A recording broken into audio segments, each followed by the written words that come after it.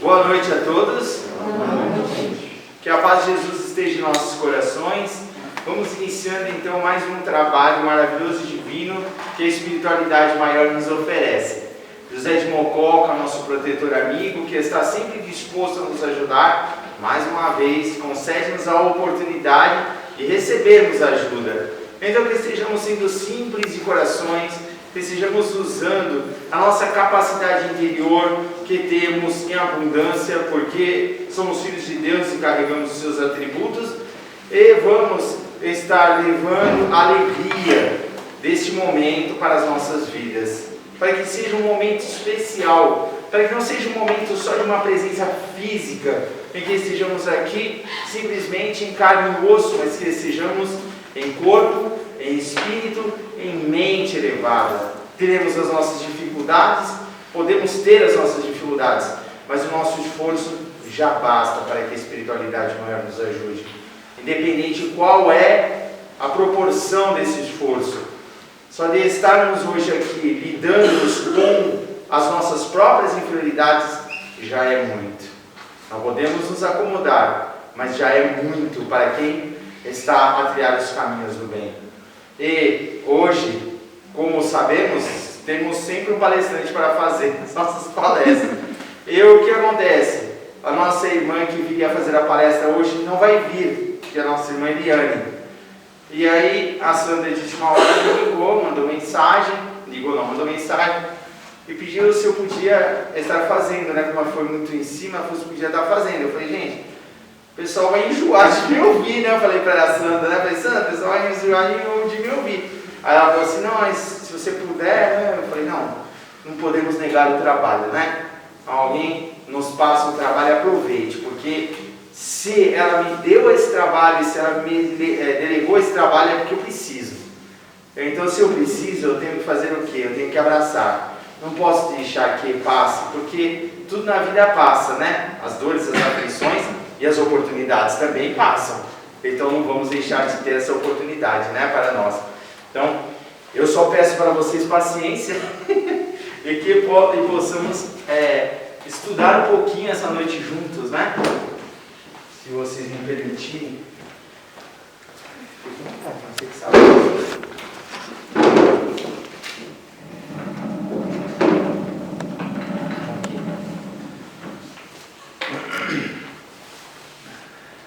Gente, já falei boa noite lá. Então, gente, do que eu pensei em falar para vocês? Qual foi a proposta dessa noite? Eu já tinha até falado com algum pessoal, o general, tia Fátima, que eu estava estudando sobre isso, porque eu acho que todos nós precisamos estudar isso. E nada mais é do que este rapaz, o Evangelho segundo o Espiritismo de Allan Kardec, né? Nosso amigo querido, estava lá em 1869, desencarnou em 1869, né? Ano de 1869, nos deixou como codificador tantas oportunidades para que estudemos. E muitas vezes o que acontece? A gente acaba negligenciando às vezes o Evangelho, né?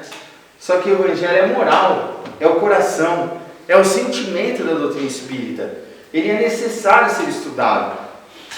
Quando estudamos ele, temos que estudar outras coisas também, né? O livro dos Espíritos, o livro dos Médiuns, né? Os livros de André Luiz, outros livros que nos estarão trazendo esclarecimento, estarão nos trazendo oportunidade para que estejamos desenvolvendo. Aí, quando estivermos lendo vários livros, estudando muitos livros, ao mesmo tempo, teremos a oportunidade de, quando lermos o Evangelho, falar, nossa, é mesmo, né? Olha só, eu lia de um jeito, agora estou lendo de outro. Porque quando a gente vem, adentra a casa espírita, a gente olha, a primeira vez, é como a gente chegar na escola, né? Quando a gente é pequenininho, chega na escola, a gente chora, porque a mamãe deixa a gente lá, não é isso? A gente chora, fica querendo a mamãe, o papai vai embora, e a gente fica lá todo choroso. Eu vejo que a casa espírita, quando a gente inicia, como um momento desse, a gente chega aqui e às vezes fica perdido, olhando, o que é tudo isso? O que está acontecendo, né? Mas porque às vezes, na maioria das vezes, a gente vem procurando estar sanando as nossas inferioridades, buscando ajuda, buscando saúde, buscando a cura do psíquico, a cura do corpo, né? A cura da alma.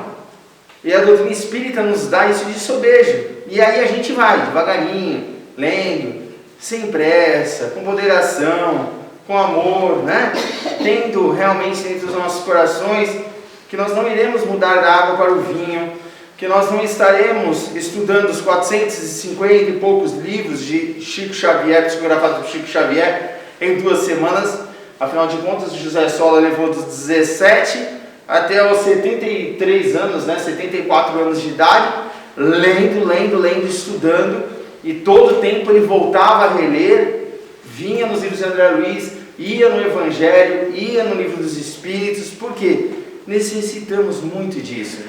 Necessitamos estudar, precisamos estudar. Aí está o pessoal do curso, né, os coordenadores, professores, que não deixam mentir. Temos que estudar dentro da casa espírita. Mas estudar dentro da casa espírita não estará só nos dando tudo o que precisamos para aprender. Precisamos estar mais, nos aprofundando mais, buscando mais. Aí, quando nós estivermos estudando, o que fazemos? Trazemos as dúvidas, né? E nem sempre, porque somos professores, né? Porque somos coordenadores, ou porque somos médios mais velhos, poderemos sanar todas as dúvidas. Às vezes precisamos estar estudando e buscando, né, o aprendizado no próprio Evangelho, no próprio Allan Kardec, no próprio André Luiz, né? Tudo isso é importantíssimo. E hoje eu vou falar, né, para não ficar enrolando muito, hoje eu vou falar para vocês dos bons espíritas. Só que nós não podemos falar sobre os bons espíritas sem falar do capítulo todo, né, dos seres perfeitos. E não podemos falar dos bons espíritas sem falarmos do homem de bem. Como é que vamos falar dos bons espíritas sem falar dos homens de bem? E uma coisa liga-se à outra, bons espíritas e homem de bem.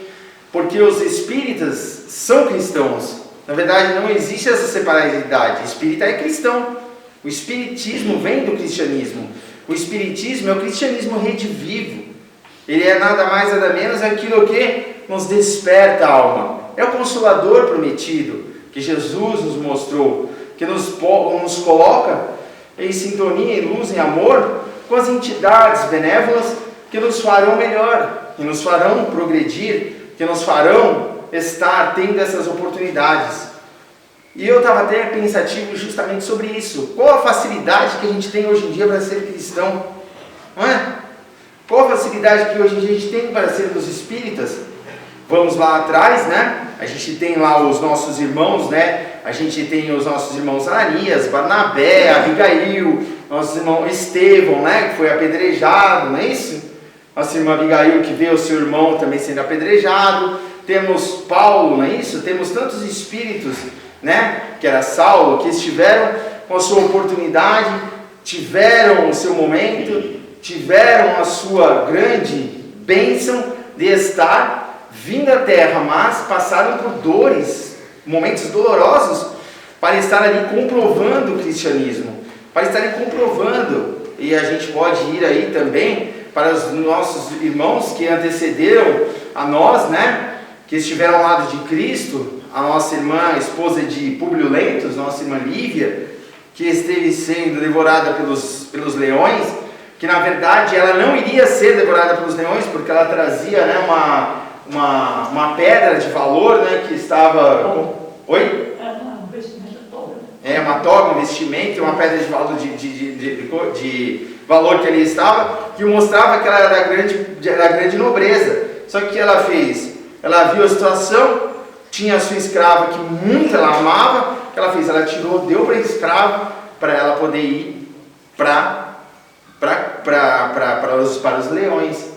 E aí você vê a grandiosidade de um espírito desse, né? Será que nós faríamos isso? Será que estaremos dando a medalha? Ou será que estaríamos pulando um por cima do outro para tentar sair pelo lado contrário, para que não estivéssemos indo, né, à fogueira, ou indo sendo apedrejados como Estevão ou outros irmãos mais? Então tivemos grandes espíritas que estiveram vivendo, estiveram nos trazendo bastante mesmo ensinamentos. E o maior ensinamento que eles nos deram foi o conhecimento, literaturas, foi, na verdade, conhecimentos científicos, o que eles vieram fazer por nós? Levar aquilo que Jesus nos deixou. Trazer aquilo que Jesus nos deixou. O quê? O amor. Jesus, quando veio à Terra, ele conhecia todos os seus discípulos, não é isso? Claro, conhecia todos nós na Terra, não ia conhecer os seus discípulos. Por que ele escolheu os seus discípulos? Por que ele escolheu as pessoas que ali estavam? Um pescador, o outro, a maioria deles pescadores, o único ali que diferenciava um pouquinho em questão de cultura era o Levi, não é isso? Que é o Levi. E Mateus, né? Mas aí vem depois, né? Mas aí o que acontece? Você vê que existe realmente, naquele momento que eles estavam ali, existem irmãos que ele busca, irmãos que estavam mais o quê? Mais preocupados com os momentos, ou seja, com a simplicidade, com a humildade. Eles não estavam tão preocupados com o quê? Eles não estavam preocupados com o lado financeiro, com o dinheiro. Tanto é verdade isso de que os próprios escribas e fariseus da época, eles não poderiam estar ali aproveitando o momento de Jesus. Tanto é que eles convidaram Jesus para ir até lá, né? Judas esteve ali pedindo para que ele fosse, e o que ele fez? Ele negou que eles viessem até ele, não que ele fosse até os irmãos. Isso foi uma posição de orgulho de Jesus? Não. Isso foi uma posição, na verdade, de saber que aqueles irmãos não estariam escutando a sua palavra. Por quê? Porque eles trazem o orgulho e o egoísmo. O orgulho e o egoísmo são as duas coisas que atrapalham na nossa existência, ou atrapalham todos os seres.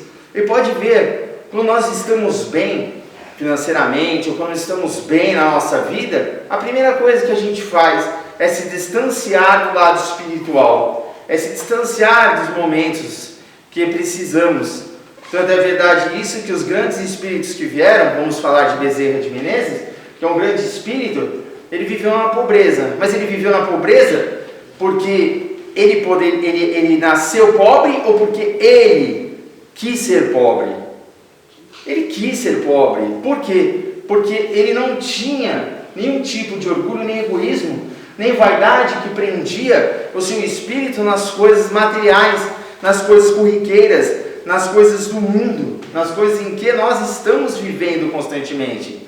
E isso é uma grande preocupação para nós, e que está até escrito aqui nos Bons Espíritas. Quando a gente lê aqui essa parte dos Bons Espíritas, ou dos homens de bem, os Bons Espíritas, principalmente homens de bem, você fica assustado, né? Porque são tantas coisas que você fala assim, gente, nenhum de nós somos homens de bem. Se você colocar aqui, nenhum de nós somos homens de bem. Tanto é verdade isso que aqui ele fala: o homem possuído pelo sentimento de caridade, de amor ao próximo, faz o bem pelo bem, sem esperar a recompensa. Paga o mal com o bem, toma a defesa do fraco contra o forte, sacrifica sempre o seu interesse à justiça. E aí você fica pensando, mas será que nós fazemos tudo isso? Será que realmente estamos na situação de estarmos realmente perdoando os nossos irmãos, amando aqueles que nos fazem mal, fazendo com que orarmos para aqueles que estão tentando nos prejudicar? Porque existe uma grande diferença, né? O momento em que nós vivemos na Terra, prejudicar a nós é fazer uma fofoquinha da gente, não é isso? Ou estarmos aí muitas vezes discutindo com o irmão de caminhada. Agora, o irmão que prejudicou-nos, o irmão que nos fez o mal, mas um mal ferrenho, tirou-nos a vida, tirou alguém que amamos, será que nós perdoaríamos? Não perdoaríamos, senão não estaríamos reencarnando na Terra. A reencarnação, ela é, neste instante para nós, uma oportunidade para que estejamos esquecendo os nossos problemas do passado. Porque se nós não esquecermos os nossos débitos, se não esquecermos as coisas do passado, nós estaríamos novamente nos vingando dos nossos irmãos. Estaríamos novamente recaindo nos momentos do mal. Estaríamos novamente nos prejudicando como espíritos, estaríamos ainda tendo aquelas mesmas lembranças e voltando muitas vezes às mesmas diretrizes. diretriz não, pelos mesmos erros, para vocês verem que nós possamos ver melhor que esses nossos irmãos, que essa nossa providência divina, juntamente com os Espíritos de luz, nos dão a oportunidade para que estejamos juntos, para que estejamos nos amando, para que estejamos muitas vezes nos respeitando, coisas que nós não fizemos no passado.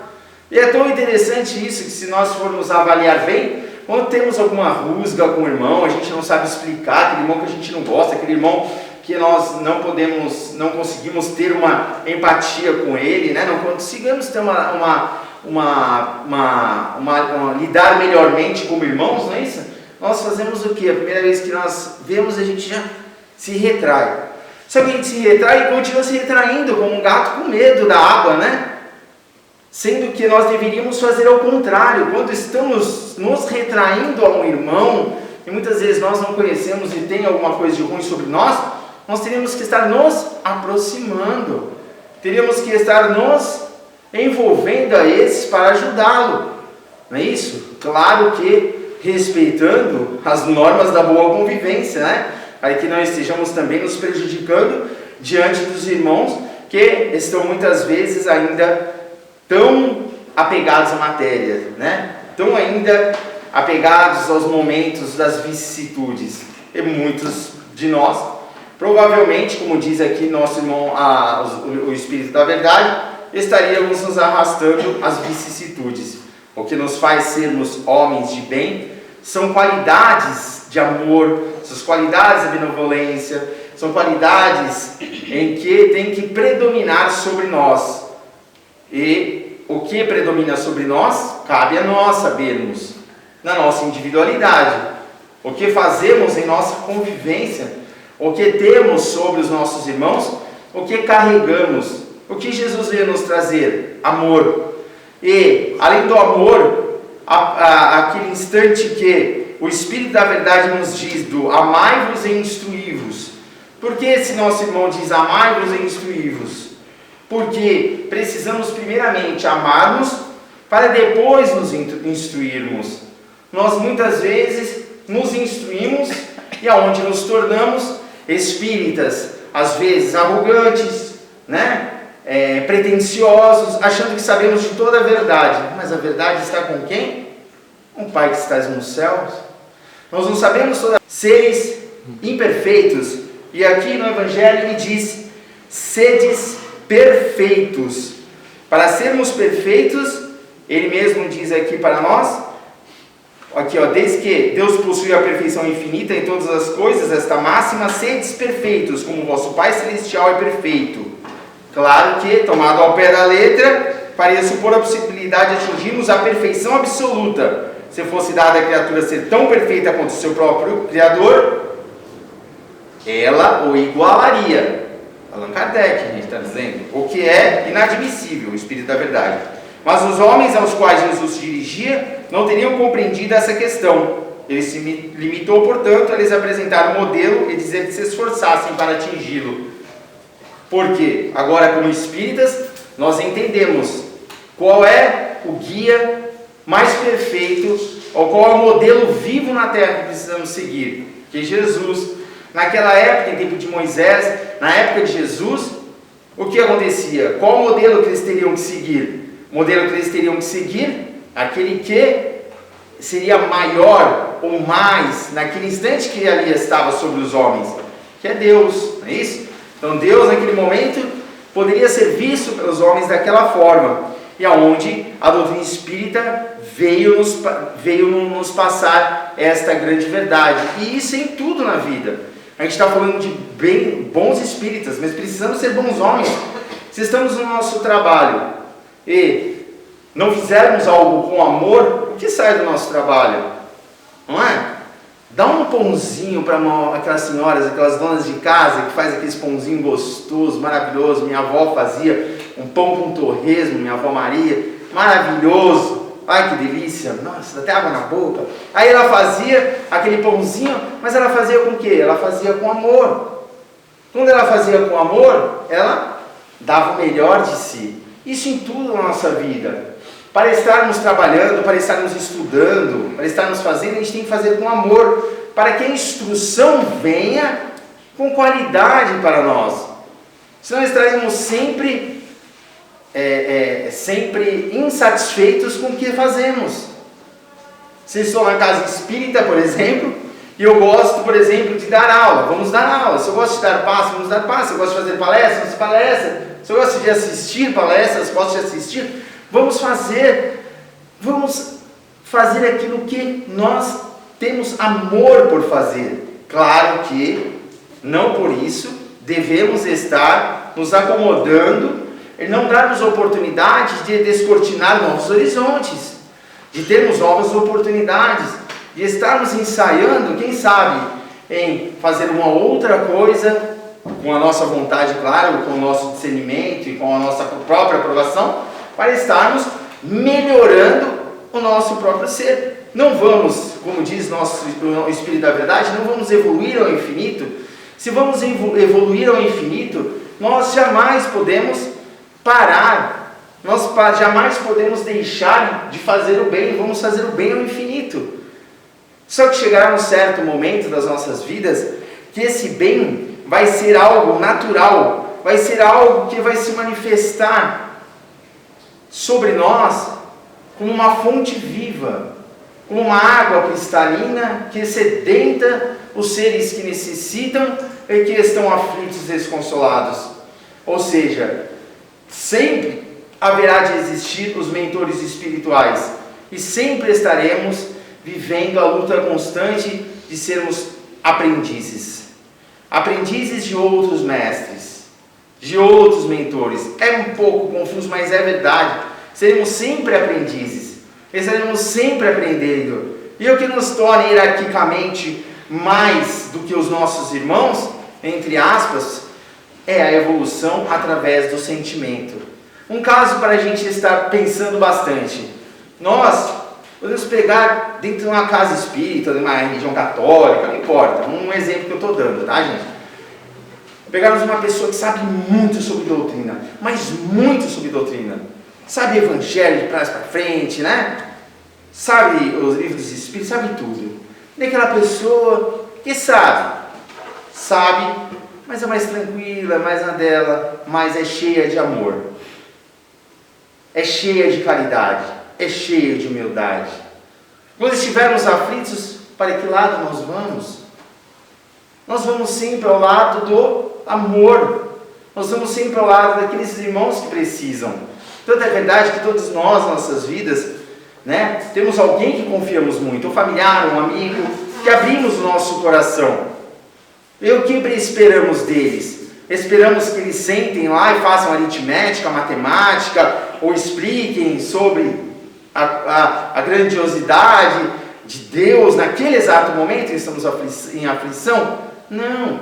Precisamos naquele momento de sentimento, de amor. Não que não precisemos estudar. Precisamos estudar sim. É necessário para que estejamos a crescer. Tanto é verdade isso que existe, e Allan Kardec nos fala sobre a fé raciocinada, né? Só que em um livro de Emmanuel, ele fala-nos, muitos espíritas nos falam sobre a fé raciocinada, mas poucos falam da razão iluminada. O que é isso? A razão de sabermos, entendermos com sentimento. Porque se não tivermos sentimento pelo que estamos a viver, se tornará vazio. A letra que mata, o espírito que vivifica. Não é isso? Então temos que estar sempre lembrando de que precisamos estar tendo essa razão iluminada. Estarmos então vendo os nossos irmãos como irmãos que necessitam de carinho, de amor e de luz. E por mais conhecimento que temos, jamais vamos derramar conhecimento sobre ele, pois se o fizermos, estaremos sufocando mesmo. Quer um exemplo? Jesus veio à Terra, falou sobre parábolas, por quê? Nós não conseguiríamos entender. Por quê? Porque eles nos amam. Tinha instrução? Tinha muita instrução. Infinita, grandiosa instrução. Só que ele nos trouxe aquilo que precisávamos naquele determinado momento. E é isso que nós temos que buscar, é isso que temos que avaliar muito. e tomarmos um grande cuidado sobre nós mesmos para que estejamos fazendo o melhor possível para ajudar. E para ajudarmos, entra naquela questão de fora da caridade não há salvação. E dentro dessa fora da caridade não há salvação, temos que entender que temos que ajudar tendo caridade e humildade. Não podemos ajudar, não podemos favorecer ninguém se não tivermos caridade e humildade. E aí caímos sobre a questão da fé. Como podemos ter fé se somente vamos ver a letra, mas não nos aprofundarmos no Espírito que vivifica? E aí fica aquela fé tão vazia, que é necessária a fé raciocinada, mas precisa a fé iluminada. Precisa estar nos iluminando aquele nosso caminho. É onde muitas vezes nós estamos e vivemos dentro da doutrina, mas ainda não vivemos a doutrina porque não alcançamos o sentimento que ela nos oferece. Nessa mesma lição, os bons espíritas, nosso irmão Allan Kardec pergunta aos espíritos se é necessário grande conhecimento para conhecer a doutrina. Os espíritos lhe respondem: não é necessário. É necessário ter sentimentos. Afinal de contas, existem tantas crianças e jovens que estão saindo ainda dos momentos que se demoram da infância e já sabem muito mais do que grandes doutorados. Por quê? Porque quando temos o egoísmo e o orgulho, fazemos a razão do jeito que a gente quer. E a nossa razão é única. Ela é a verdadeira porque somos egoístas, somos orgulhosos. Então não enxergamos ao longe, não enxergamos a qualidade que podemos fazer com a humildade e a caridade. Bezerra de Menezes esteve passando por muitos momentos difíceis. Foi apedrejado porque fez a doutrina espírita, né? Esteve divulgando a doutrina espírita aqui no Brasil, né? O Kardec brasileiro, como eu já falei uma vez, estiveram a penitenciá-lo pelos momentos que vivia, né? Teve ele que até mesmo abandonar a política, porque foi, na verdade, pelos seus próprios colegas de profissão, pelos próprios colegas de trabalho de política, foi levado a falar que estava retirando dinheiro, né, dos cofres públicos. Ou seja, ele viveu sacrifícios, mas ele viveu com sentimento. Você acha que no momento que ele tirou o anel da mão para dar àquela pessoa que precisava comprar, aquela mulher com a sua filhinho, para comprar o alimento porque ela estava passando necessidade, ele o fez pensando na instrução de medicina, pensando que ele era médico, pensando que ele sabia anatomia, fisiologia, pensando que ele conhecia a vitalidade dos órgãos, dos neurônios e muito mais? Não, ele fez com sentimento. E aí, com o sentimento, ele trouxe para perto dele as pessoas que necessitavam de instrução. Não trazemos ninguém para nós se não estivermos tendo amor, muito menos para a própria instrução, porque nós seremos, infelizmente, julgados pelos homens que nos dirão de que estaremos ou estamos sendo nada mais nada menos do que homens falsificadores ou falsos profetas, porque aplicamos algo de cristão em que não existe cristianismo, em que não existe fatos. E isso quem diz não sou eu. Os homens, o Espírito da Verdade diz de que o verdadeiro homem de bem é aquele que pratica a lei de justiça, de amor e caridade na sua maior pureza, se interroga a sua consciência sobre os próprios atos, pergunta se não violou essa lei, se não cometeu mal, se fez todo o bem que podia, se não deixou escapar voluntariamente uma ocasião de ser útil, sem ninguém tendo que se queixar dele. Enfim, se fez aos outros tudo aquilo que queria que outros fizessem por ele. Ou seja, às vezes a gente diz, não importa o que as pessoas pensam de mim, do que elas falam de mim. Sim, realmente não importa. Só que se existe uma quantidade muito grande de irmãos que estão contrariados com as nossas ações, vamos olhar, será que erramos? Se alguém nos critica, peraí, vamos agir com humildade, com caridade, vamos falar, será que eu errei? Será que eu posso acertar? O que eu fiz? Às vezes, ele é um irmão que está sendo médium para me acordar, para que eu faça diferente. E é tanto verdade isso, que eu não sei se vocês lembram do Paulo e Estevão, quem leu Paulo e Estevão, história muito bonita. O Paulo, quando ele foi, né, foi a caminho de Damasco, encontrou Jesus, né, na verdade ele era Saulo, e ali na areia ele encontrou o mestre disse, Saulo, Saulo, por que me persegues? E aí naquele momento ele fica cego, aí ele vai para a cidade vizinha, e ali ele alcança a cura através das mãos de Ananias. Quando ele alcançou a cura através das mãos de Ananias, ele saiu todo, né? Eu preciso trabalhar por Jesus, preciso trabalhar por Jesus. Mas o Paulo não conseguiu fazer nem os filósofos de Atenas entender o que ele estava dizendo. Ele foi aonde? Ele foi nos humildes? Não, ele foi lá nos filósofos da época dele, né? Que Saulo foi um grande dominador contra o cristianismo, né? Tirou vida de muitas pessoas, né? Tanto é do próprio Estevão, né? Então quer dizer, esteve lá muitos irmãos, e ele esteve ali, né? Perante, falando.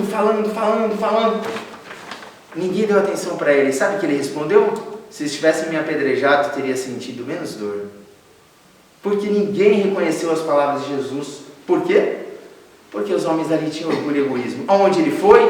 Foi convidado por Ananias para ir a uma casa, a casa essa em que ali se envolviam os homens, né, humildes, e ali estavam várias mulheres, homens, abraçando-se, beijando-se, né, tendo realmente a fraternidade. E aí ele entrou, se sentiu acabrunhado, porque nunca tinha visto aquilo entre os homens, né?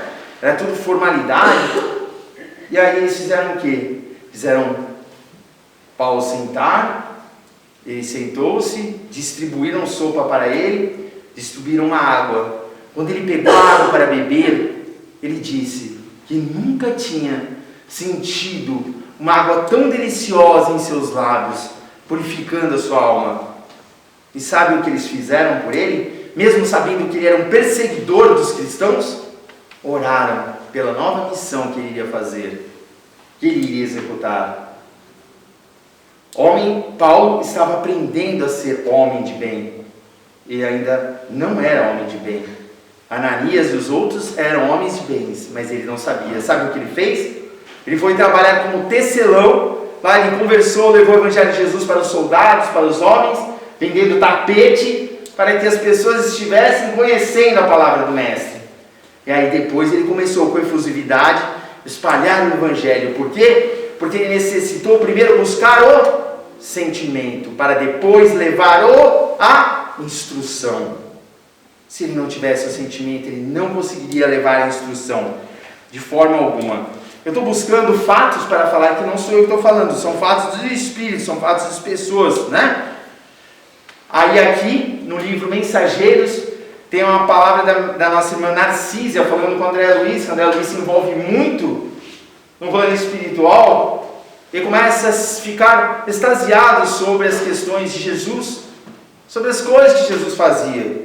Aí Narcísia diz a ele: enquanto o homem se engolfa apenas em cálculo e raciocínio, o Evangelho não lhe parece então um repositório de ensinamentos comuns. Ou seja, enquanto estamos vivendo o Evangelho como uma matemática, a doutrina espírita como uma matéria escolar, ela nos realmente parece ensinamentos comuns. Quando ele desperta os sentimentos interiores, as lições do Mestre ganham nova vida e revelam os aspectos antes desconhecidos à sua inteligência. Ou seja, não significa que não temos que estudar, temos, ela fala aqui, só que a sua inteligência modifica. Você começa a observar coisas diferentes, você começa a dar valor realmente para as coisas da alma e pouco das coisas do espírito. E aqui mesmo, no livro, no Evangelho, ele nos fala exatamente sobre isso. Que nós, quanto mais estivermos apegados às coisas da matéria, mais viveremos as depressões, as ansiedades, mais viveremos ainda os momentos de copiosos, momentos ainda em que necessitamos tudo que precisa na matéria e esquecermos do espírito. Não que nem necessitamos a matéria. A matéria, o que vem da matéria é essencial. É o livro didático da vida, em que estaremos escrevendo e aprendendo sobre estas lições. É um material didático. E se ele é um material, o que fazer com eles? Colocá-lo num pedestal ou estarmos realmente rascunhando, escrevendo, utilizando? E como vamos utilizar esse material? Através do trabalho, através do amor, através da humildade, que são duas grandes características que temos que viver como homens de bem e bons espíritas: caridade e humildade. E é fato em que, para vermos um bom homem, é necessário vermos a sua própria postura, a sua própria estrutura, que não se envolve em nenhum momento que seja de fofoca, de infortúnio, ou momento de que esteja tirando o seu equilíbrio, porque o equilíbrio é algo que conquistamos. Não fazemos aulas particulares para conseguirmos equilíbrio. Para conseguirmos equilíbrio, precisamos trabalhar ou estudarmos, amarmos a vida inteira. Quem sabe depois de umas 1000 reencarnações a gente consegue um equilíbrio realmente em que nos faz jus a estarmos sendo bons homens e bons espíritas. Enquanto isso, seremos nada mais nada menos do que aprendizes, que tem sim a sua grande importância. Precisamos sim viver Kardec, aprender com Kardec, estudar Kardec, e não só Kardec, mas como todas as obras que a doutrina espírita nos oferece, tomando muito cuidado de que muitas vezes colocamos a razão não como uma razão pensada, uma razão que vai nos trazer realmente a defesa para a doutrina espírita, como Herculano Pires o fez, como José Sola o fez, como Bezerra de Menezes o fez, mas uma razão que determina o nosso ego, o nosso egoísmo em acharmos de que nós estamos corretos, nós estamos certos. É onde nasce, dentro da doutrina espírita, o misticismo. É onde nasce, dentro da doutrina espírita, aqueles irmãos que criam a doutrina espírita à sua moda, criam a doutrina espírita ao seu momento, não ao momento divino, não ao momento da verdade. E a gente tem que sempre lembrar, como espíritas, que nós jamais seremos presos a fenômenos. Não necessitamos viver fenômenos para sermos bons espíritas. Não necessitamos ver objetos voando, quadros, nada disso, velas, charutos, nada disso. Nós necessitamos amar. Nós precisamos viver Jesus. Não precisamos de figuras, não precisamos de alegorias, nada disso. Necessitamos só fazer o bem. É algo tão simples falando, mas tão difícil vivendo. É difícil viver como homens de bem, porque todos nós que nos encontramos na Terra estamos a treinar para sermos pessoas melhores. E quem de nós, como diz Jesus, podemos julgar os nossos semelhantes? Quem de nós podemos atirar a primeira pedra se o nosso telhado ainda é de vidro? Então, quando chegarmos a um irmão que necessita, como aqui também está sendo dito, cheguemos com amor, com paciência, com humildade, com caridade, entendemos a posição de cada irmão, de cada ser que vive ao lado de nós, entendendo de que, como Jesus nos disse, a verdadeira felicidade não é deste mundo. Quando Ele nos diz isso, é porque estaríamos e precisaríamos passar por provas e expiações, inúmeras provas e expiações. E não adianta nós chegarmos aqui hoje e falar: hoje vocês ou nós somos espíritas e as nossas provas e expiações acabaram. Não. O que a doutrina espírita faz, como diz aqui também, ela não muda as nossas provas e expiações. Ela não muda nada. Ela simplesmente nos fortalece, nos ensina como viver Jesus na sua maior extensão.